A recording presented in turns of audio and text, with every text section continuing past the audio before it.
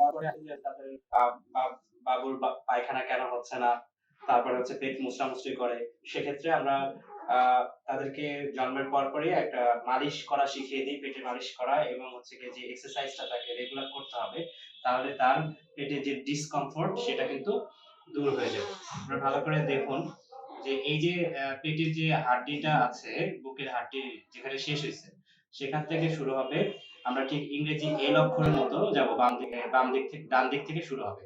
তাহলে প্রথমে আমরা 3 আঙ্গুল নেব, 3 আঙ্গুলে আমরা অলিভ অয়েল বা লোশনও দিতে পারি, অথবা খালি হাতেও আমরা একটু চাপ দিয়ে, বেশি আলতো ভাবে না, একদম চাপ দিয়ে আমরা হচ্ছে গিয়ে ইংরেজি এল অক্ষরের মতো করে এই যে ডান দিকে আসবো, আসলাম। ঠিক এভাবে, ঠিক আবার উল্টা এল, ঠিক এই সাইড থেকে বাম দিক থেকে আবার ইংরেজি এল অক্ষর উল্টা দিকে যাব। অর্থাৎ এরপরে আমার 3 আঙ্গুল বাদ থাকবে, তাই তো? 3 আঙ্গুল বাদ থাকবে, তখন আমরা এই যে 3 আঙ্গুল দিয়ে নিচে আসবো, আবার 3 আঙ্গুল দিয়ে উপরে চলে আসবো।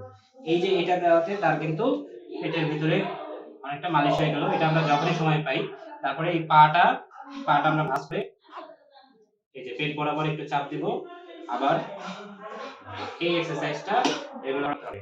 আবার 3 আঙ্গুল যখন আমরা এখানে দিব, ঘাড়ের নিচে হাত দিয়ে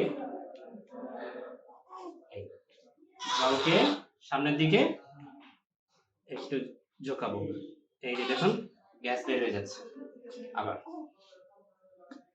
এই যে গ্যাস বের হয়ে গেল। ঠিক এইভাবে। আর দুধ খাওয়ানোর পর আমরা কি করব? দুধ খাওয়ানোর পর বাবুকে এই যে কাঁধের ওইদিকে মুখ খোলা থাকবে, এবং এইভাবে করে আমরা হালকা করে পিঠ চাপাবো। এই যে আমার ঘাড়ের উপরে যে ওর পেটটা আছে, এতে কিন্তু গ্যাসটা বের হয়ে যাচ্ছে, ঠিক আছে? এই আর কোলে নেওয়ার পদ্ধতি এখন দেখেন, এই যে কোলে যখন আমরা নিব, ঠিক আছে, নেওয়ার সময় আমরা একটু প্রসেস ফলো করব, কারণ যখন আমরা এই যে এইভাবে ধরতেছি, তখন কি হচ্ছে, ও দেখবেন মোছড়ামুছড়ি করতেছে, তাই না? হ্যাঁ, মোছড়ামুছড়ি করতেছে। তাহলে যখন আমরা কোলে নিব, জ্যাকেটটা একটু খুলে দেন। যখন আমরা কোলে নিব, দেখেন এই যে বাম হাত, হ্যাঁ, বাম হাত এইভাবে থাকবে, যে পেটের উপরে দিয়ে জাস্ট একটু মুচড়াই দিব, এই পাশ থেকে এই যে ঘাড়ের নিচে হাত, ঠিক আছে, ঘাড়ের নিচে হাত দিয়ে এই যে পেটের উপরে যে আমি হাতটা দিয়ে রাখলাম, হ্যাঁ, এরকমটা রেগুলার যখনই সময় পাবেন তখনই করবেন, দেখবেন যে আমার ভালো লাগতেছে, ঠিক আছে? এই যে এখানে 3 থেকে 5 মিনিট আপনি এভাবে রাখতে পারেন, ঠিক আছে? এখন আবার কোলে নেওয়ার সময় কিভাবে করতে হবে, আমি এভাবে নিলাম না, এই এবার হাতটা আমি কিন্তু চেঞ্জ করে ফেলছি, দেখেন এই যে হাতটা চেঞ্জ করে ফেলছি, এই এটাই ওর আরামের জন্য সবচেয়ে ভালো, ঠিক আছে?